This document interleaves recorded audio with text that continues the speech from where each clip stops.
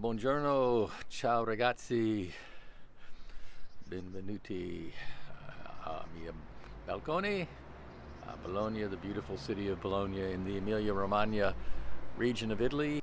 For those of you in Florida, I'll see you soon with lots of stories, and I'll bore you to death with my travel tales. But anyway, today I wanted to talk a little bit. Today is a Sunday, and it's the last day of a week-long food festival in Bologna. And Bologna is the city of food.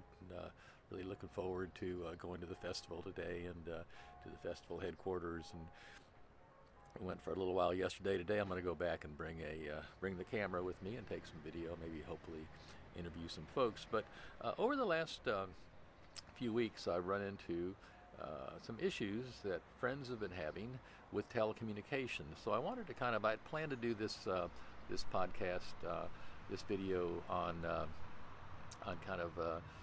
how the transit system works, how to get around the city, and so on. But sometimes a topic shoehorns its way in, and this is one of those times.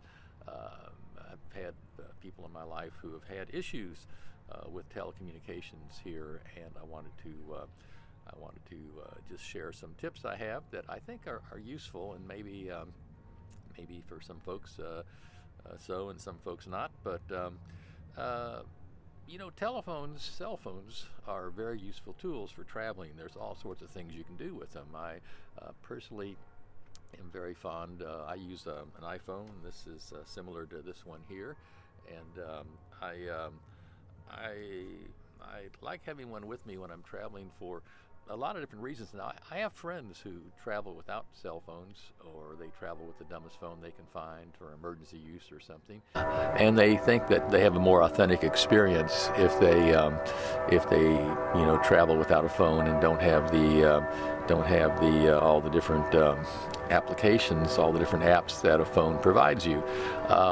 I respect that view, but I don't share it, because for me there are apps that are very useful to me, starting with the translation app on the phone. I use a translation app a lot when I'm traveling, especially if I'm trying to figure out the menu in a restaurant, or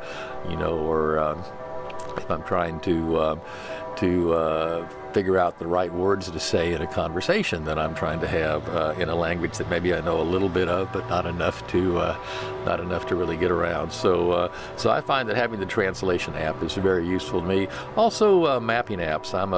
Personally, I use Google Maps on my cell phone. I know there are good and bad things about it, but I use it, and it's helpful to me to get around. I like being able to say, show me where are some museums close to me, and it shows me the 10 museums that are closest, and then I can say which ones are open right now, or which ones are open tomorrow, and it will tell me and give me all the information I need to be a efficient tourist here in the city.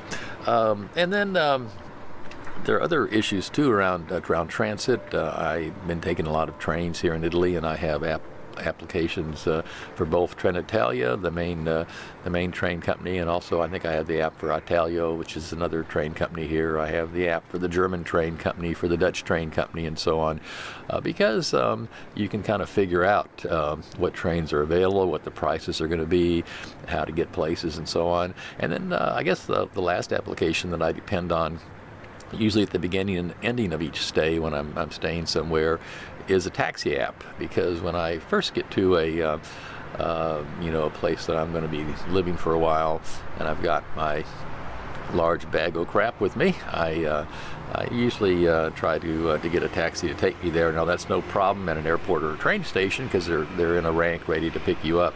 But when you're trying to go back the other way and you don't speak the language well in the country you're in, easier to have an app that actually talks to you in English, the driver of the cab, in whatever language that she or he speaks. So for example, when I leave this beautiful apartment here on Via San Vitale, I'll use a application, and it will cause a taxi cab. The last time I used one to get someone to the airport a week or so ago, maybe 2 weeks ago, It was early in the morning, and I think it was about a 3-minute delay from the time that I entered the information until the time the person first got there. Well, anyway, the point is that phones are really, really, really, really useful when you're traveling, and phones, phone service, phone plans, all that kind of stuff. They're a lot different in the United States than they are pretty much anywhere else. And in the States, we are used to buying phones through our phone companies for the most part, through our phone providers. So the four in the United States are AT&T and Sprint and T-Mobile and Verizon. And when people travel now, two of the folks that I've been spending time with on this particular trip who are Americans have phones, I believe are both, well, one's from Verizon, one's from somebody else. But in both cases, before they left the States, they said, I'm going to be traveling and I'd like to buy your international plan. And so they get some kind of international plan from the vendor that lets them use their American cell phone with their American number. In this case, Italy, in this case, Bologna, and then make calls and receive calls just as if they were in the States. Now, there's a problem with that because in both of these cases, these are both intelligent people, college graduates. They have graduate degrees. One of them has a PhD, and they are not unsure exactly what the deal is they got from their cell phone company. And I think in one case, one of my friends is going to end up paying quite a bit of money. It turns out that there are some charges piling up because what they offered was very limited, and and what they offered was at a very high price. Even though you could use your phone in this country, you're paying a whole lot of money to use it, a lot more than you would pay if you were on a local plan here. Now, there are kind of three kinds of communications you do with the cell phone. The first kind are about telephone calls, and for me, I don't do a lot of local calls. I do some, but calls are not as important to me. SMS messages, again, I don't do many of those. I do in the States, but here in Europe, it's a little more complicated, and I'll explain that in a second. And the third thing that you use your phone for, the third way you use your phone is to surf the internet. And for me, that's the most important because I want to be able to have internet connectivity when I'm walking the streets of the city, when I'm on the train, when I'm on the tram, when I'm on the bus, when I'm on my bicycle and I'm trying to find somewhere. I want to have access to that Google map or that Apple map or whatever, or that OpenStreetMaps, whatever map you'd like to use. And so having the gigabytes, having the internet connectivity on my phone for me is the most important. Now, in both of the cases, the two people that I'm traveling with from the States, they both have plans from their U.S. providers that do not include any kind of connectivity. So they are limited to using the internet to only using it when they are somewhere where Wi-Fi is available. And telephone-based internet connectivity is very inexpensive here in Italy and in most of Europe and in other parts of the world too that I've traveled in. It's very inexpensive, and so there's very few places that actually have Wi-Fi available for their customers or for their and when they do have Wi-Fi available, it's usually slow and limited. For example, the library that I spend some time at, La Sala Borsa, has some Wi-Fi. I'm signed up for it. I use it when I go there, but it's relatively slow, and it's a lot of people are trying to use it there and so on. So it's more difficult. So for me, the best way to do connectivity when you travel is to have a local phone on a local pay-as-you-go plan. That's what I do, and there are a lot of different phone companies. Just like in the United States, we have 4 main phone companies, but we have service from a whole bunch of different phone companies. I'm currently using a service in the States called Cricket, and it's actually on the AT&T network, and it's quite a bit less expensive, or not quite a bit, but somewhat less expensive than the AT&T network, and it has some features that AT&T doesn't have, and so on. And so I have a card in my phone for that, and that brings up SIM cards. Now, in the States, we have 2 kinds of phone providers. We have what are called CDMA phone providers. That's Verizon and Sprint. And then we have the regular GSM phone providers that the rest of the world uses, and that's AT&T and T-Mobile. And things are changing a little bit now because of 4G, LTE, and stuff like that.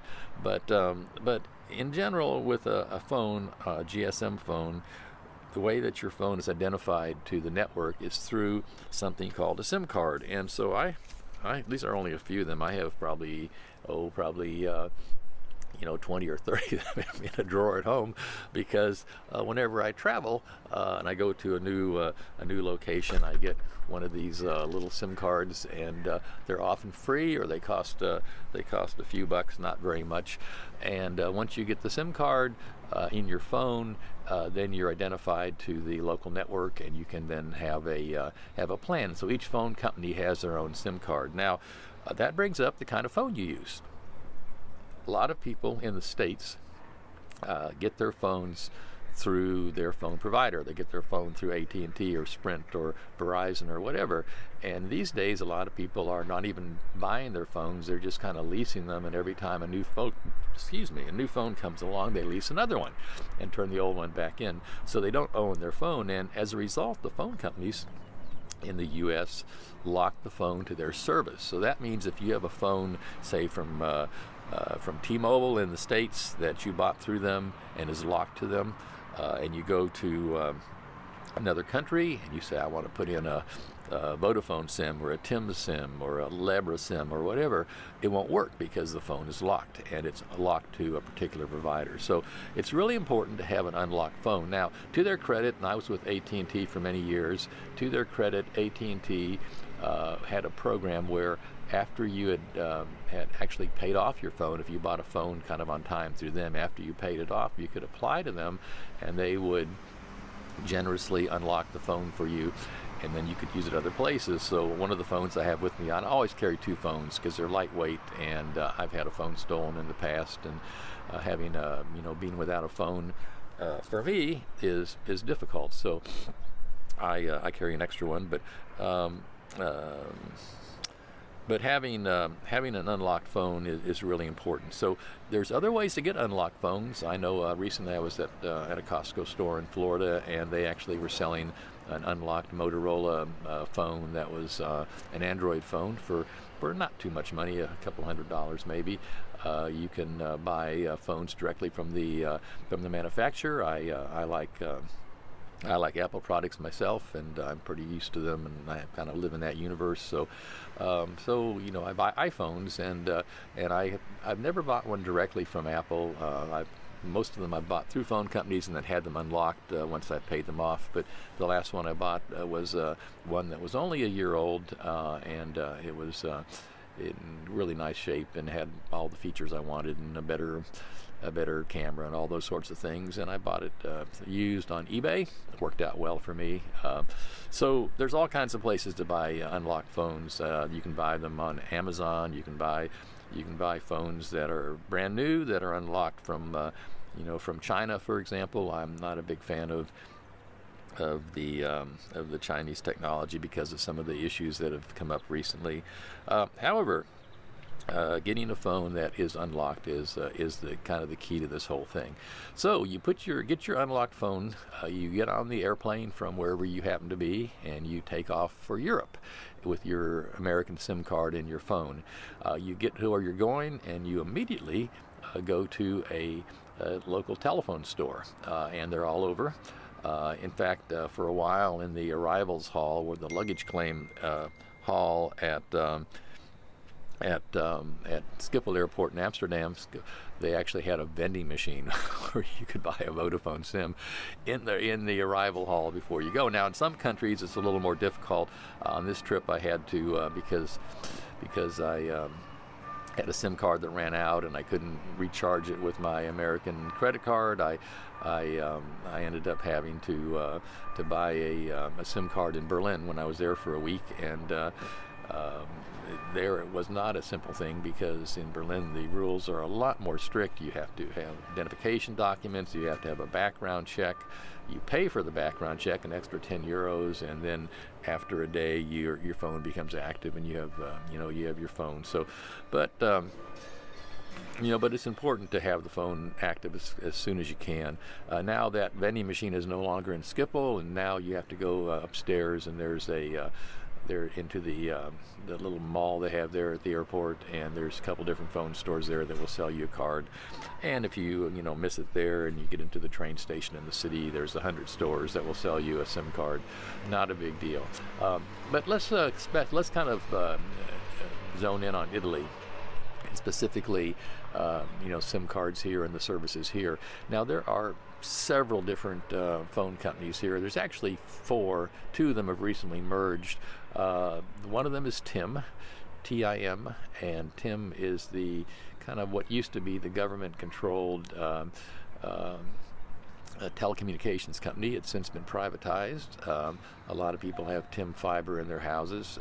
TIM does good work, but my experience with TIM as a cell phone provider is that they're a little more expensive and a little harder to work with than the other option. Oh, there's a third one. The one that I keep forgetting. That's a Tre. TRE means 3. Tre. Or Wind, and these are 2 companies that have recently joined together. And although the stores are still separate a year after they've joined together, so I don't know what that means, but they're all one network now, and I think they all have the same plans.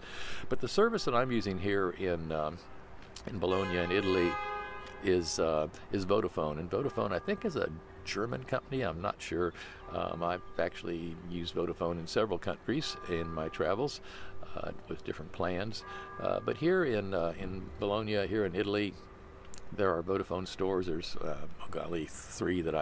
that I know of that are close by me, and they have different pay-as-you-go plans. And one of the plans they have is a plan for non-residents, and it's their Stranieri plan, their foreigner plan.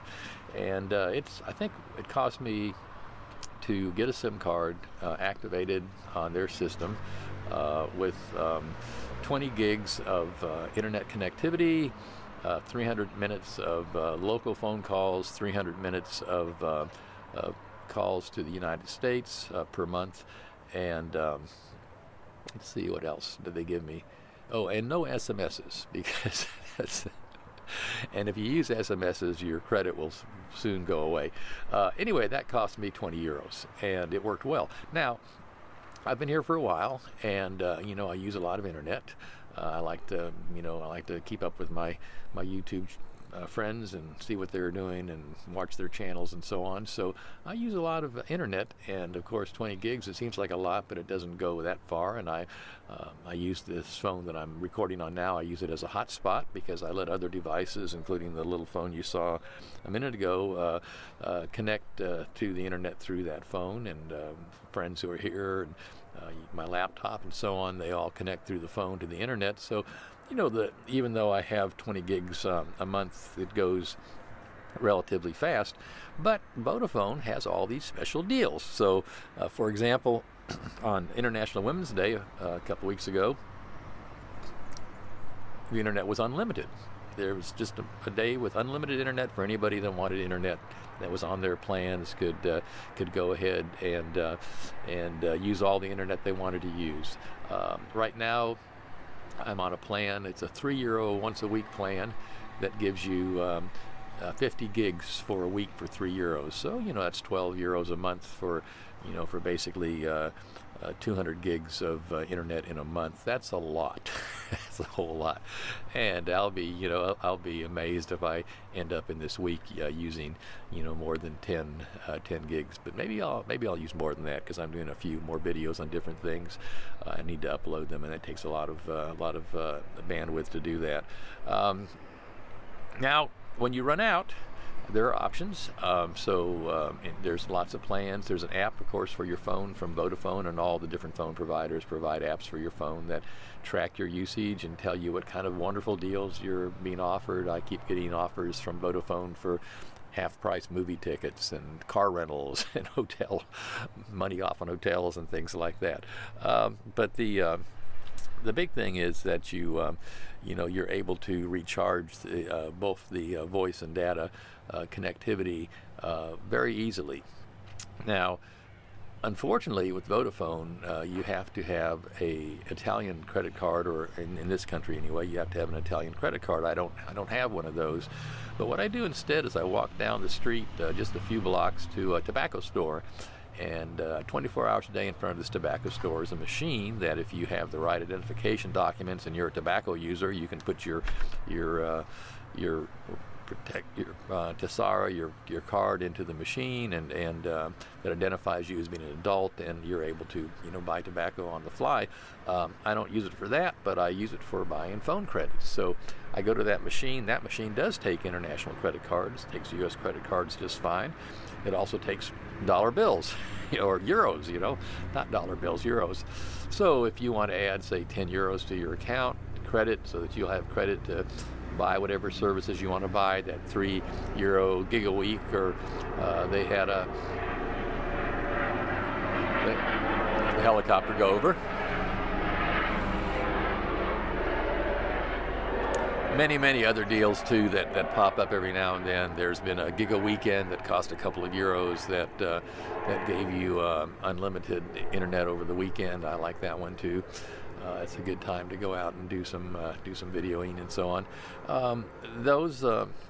Those plans just pop up, but you have to have some credit in your account to do that. And the way you do that is to go to the tobacco machine, and instead of buying tobacco, you pick the phone top-ups, and these machines will talk to you in English if you wish, and it asks you to enter your phone number. So I have an Italian phone number now. I enter my Italian phone number, and then it says, what are you going to pay? And I say, I want to put 10 euros in. It says, okay, you want to pay cash or a card? And I say, want cash. So it has a little slot that opens up, and you slide your 10 euro note in there, and within a few minutes you have 10 euros credit on your phone account. It works very, very well. So my tip is, if you travel internationally, especially if you come to Europe, that you bring an unlocked cell phone with you, that you don't buy the plans that the U.S. providers offer you, because you will get screwed, and that you turn international roaming off on your phone, because some of them just do it automatically for you, and you go to a local phone provider. Now, I particularly really appreciate an online resource that's the International Prepaid SIM Card Wiki that somebody's put up for. It's been up for many years, and they keep it up pretty well, and they keep track, it's not always up to date, but they keep track in general of the different deals offered in different countries. So, when I was in Scandinavia a couple years ago and spent some time there, and I was in 3 different countries. Monetary rules and some of the telephone rules are a little different, but I ended up with 3 different SIM cards during that time, one for Norway, one for Sweden, and one for Denmark, and in each case it was inexpensive, a few euros, and I was able to get the connectivity I needed for what I wanted to do. But here in Italy especially, telephone use is a bargain, and I really recommend you get an unlocked cell phone, get one that works on international frequencies. Go to the International SIM Card Wiki to figure out what the current deals are. It's in English, and it covers the entire world. If you're traveling in Africa or Asia or Europe or Latin America or the United States, and you're from somewhere else, it explains what the deals are and how you can proceed. I'll put a link to that in the notes for this today. Anyway, hope you have a great day. Hope you consider traveling. It's a good thing to do. It's a good thing to see how the rest of the world lives, and I hope that you will consider a trip to Europe, and especially to Italy. And if you come to Italy, Italy and you don't come to the beautiful, beautiful city of Bologna, you are making an incredible mistake, because this city is just beautiful, and the people are awesome. They're wonderful, and the food is magnificent. So come if you can. Hope to talk to you soon. I'm going to try to get up another couple of tip videos before I leave. The next one is going to be, I hope, on transit and how to get around, how to use the trains, buses, and so on. We'll see if something else intercedes in the meantime. Ciao.